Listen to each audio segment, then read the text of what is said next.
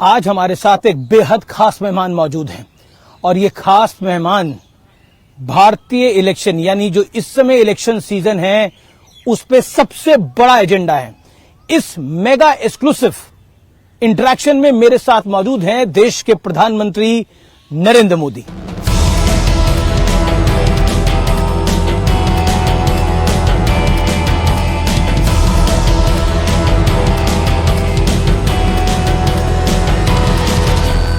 मेरे साथ इस चुनावी सीजन का सबसे बड़ा जिसे कहते हैं सबसे बड़े मेहमान है, यानी एक मेगा एक्सक्लूसिव इंटरव्यू देने के लिए हमारे साथ प्रधानमंत्री नरेंद्र मोदी इस समय मौजूद हैं। मोदी जी, आपका अभिनंदन है न्यूज 18 पे। नमस्कार। नमस्कार भैया, आपके सभी दर्शकों को भी हमारा नमस्कार। ये चुनाव आपको कहां जाता हुआ दिख रहा है? खासतौर पर तेलुगु स्टेट्स में भी वोटिंग है। कांग्रेस पार्टी कहो या उसके साथी कहो जी, सबके सब एक प्रकार से दिशाहीन नजर आते हैं। अब देखिए, आपको कहीं पर भी इंडिया अलायंस नजर नहीं आएगा। वो नेता नहीं तय कर पा रहे हैं, वो एजेंडा तय नहीं कर पा रहे हैं। उनको लगता है कि मोदी का घोर विरोध, मोदी को गाली गलौज जी, उसी से उनका काम चल जाएगा और वो उसी के आधार पर जी, चुनाव जीतना चाहते हैं। देश, इतना बड़ा देश, जी, आज खास करके जो नौजवान मतदाता है जी, वो ये हमेशा सोचता है कि भाई आखिरकार इतने बड़ा देश, इतनी विविधताएं, ऐसा कौन नेता है जी, जो इसको संभाल पाएगा? नाम बताओ। इंडिया अलायंस के लोग नाम नहीं बता पा रहे हैं और वो कहते हैं बाद में, फिर इतना भी कहते हैं कि भाई, अभी एक मैंने कहीं अखबार में पढ़ा, वो एक ऐसी फॉर्मूला ला रहे हैं जी, जिस फॉर्मूला में 5 साल में 5 प्रधानमंत्री, हर वर्ष एक प्रधानमंत्री। अगर हर वर्ष एक प्रधानमंत्री वो लाएंगे जी, तो आप मुझे बताइए कि देश का क्या होगा। आपको गांव के लोग बड़ी मजेदार कथा सुनाते हैं जी, कि एक बार 10 किसान इकट्ठे हुए जी, और उन्होंने सोचा कि भाई कुछ पानी के बिना क्या होगा, तो मिलकर के उन्होंने जो पानी की जांच करने वाले लोग हैं तो उनको बुलाया। तो कहा भाई पानी तो निकल सकता है, अगर 100 मीटर ट्यूबवेल कर देंगे तो पानी आपको निकलेगा और पानी मिलेगा। तो फिर 10 किसानों ने कहा ऐसा करो भाई, 10 मीटर मेरे यहाँ गड्ढा करो।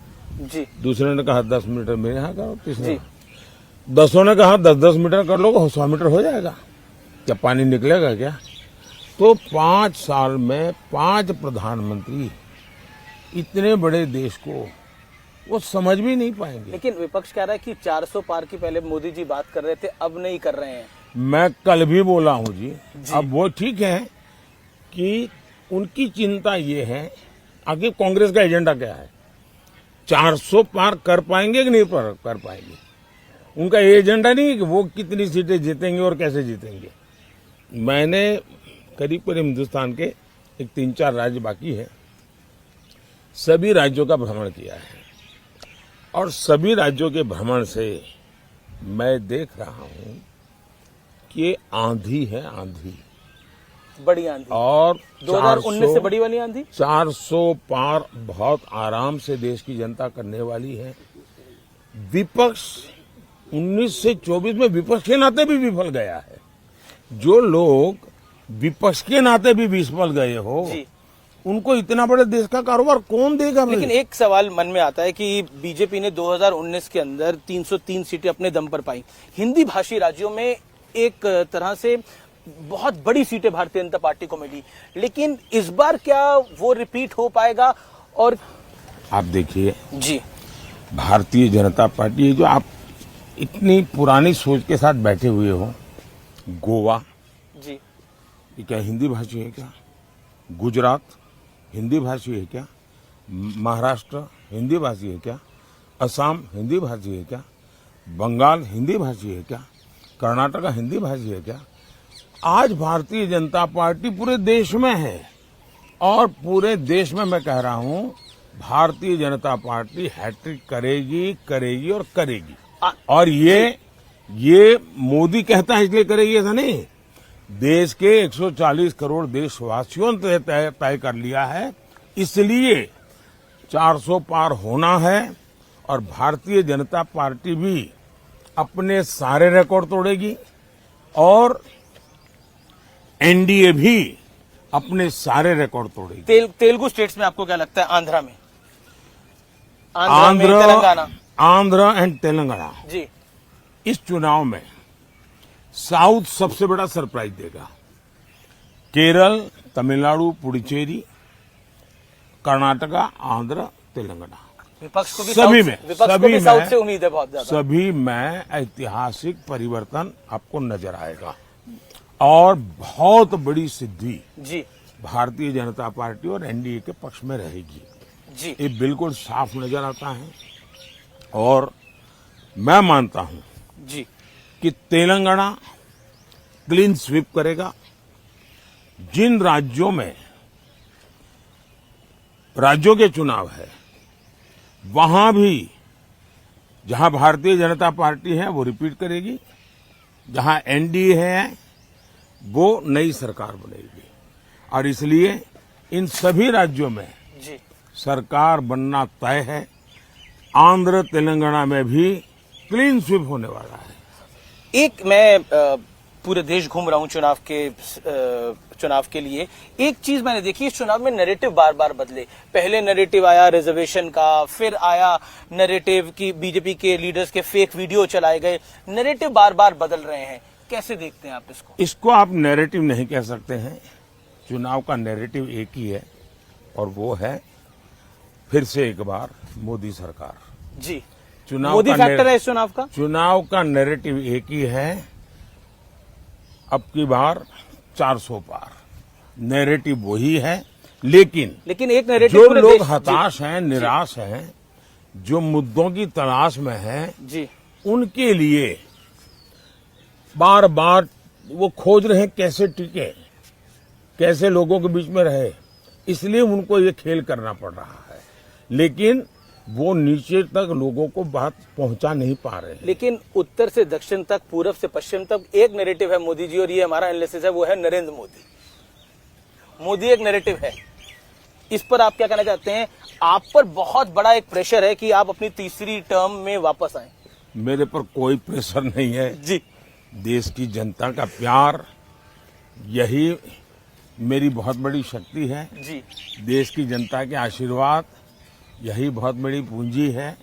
और इसलिए प्रेशर मैं देख रहा हूं कि इंडिया अलायंस में है, क्योंकि उनके इंडिया अलायंस बन ही नहीं पा रहा है।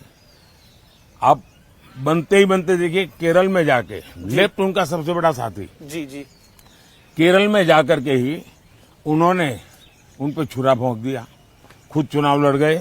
और मैंने पूरे चुनाव में सबसे तीखी आलोचना, सबसे तीखी भाषा जी, अगर मैंने कहीं सुनी है तो वो मैंने वायनाड की सीट पे सुनी है, वायनाड में सुनी है, केरल में सुनी है, जहां कांग्रेस की इतनी भद्दी तरीके से आलोचना हुई और कांग्रेस ने अपने इंडिया अलायंस के साथी के खिलाफ इतनी भद्दी भाषा में बोला। एक आपका बयान था कि कांग्रेस अगर आई सत्ता के अंदर तो ये राम मंदिर का फैसला पलट देगी। ये क्या ये मेरा बयान नहीं है। आपने बोला इस पे? ये मेरा बयान नहीं, मेहरबानी करके मेरे मुंह में बयान मत डालिए।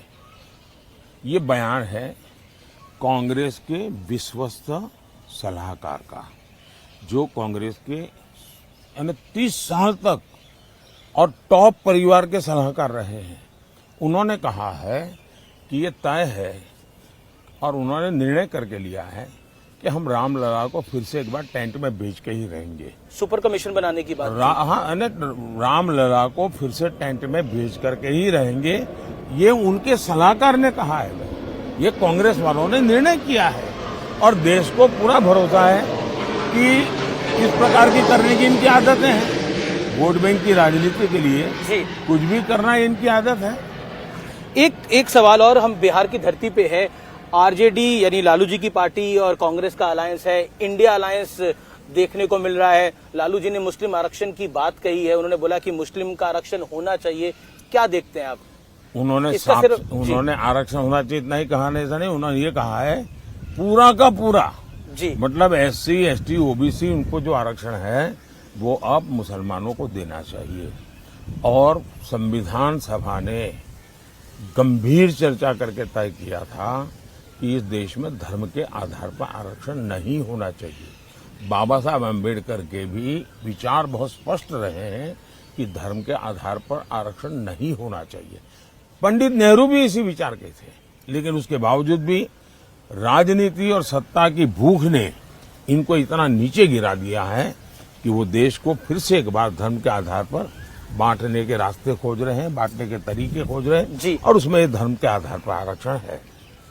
पाकिस्तान का मुद्दा एक बार फिर चुनाव के अंदर आ गया है। तेलंगाना के CM है रेवंत रेड्डी, उन्होंने सर्जिकल स्ट्राइक हुआ था नहीं हुआ था वो पूछ रहे हैं। कांग्रेस पार्टी एक ऐसी पार्टी है जिसको देश की सेना के प्रति नफरत का भाव पड़ा हुआ है और इसलिए देश के सेना नायक को उन्होंने एक बार जी गली का गुंडा कहा था।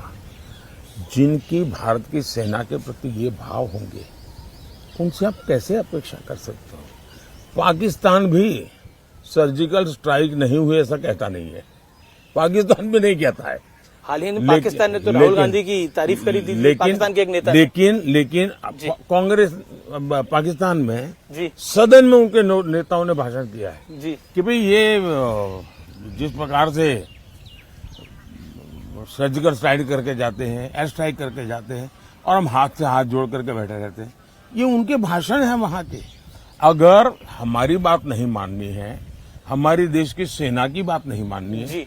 तो वो अपने मित्र पाकिस्तान के लोगों की बात तो सुन ले, उनको तो मान ले। इस चुनाव में लगातार आपको अपशब्द कहे जा रहे हैं। औरंगजेब कहा गया महाराष्ट्र के एक नेता ने, एक और विपक्षी नेता ने आपको तुगलक का, फिर उसके बाद तानाशाह का। क्या आपको बुरा लगता है?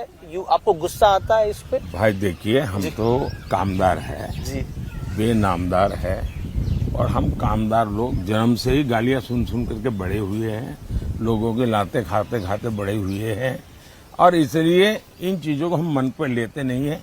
हम एक प्रकार से गाली प्रूफ बन गए हैं।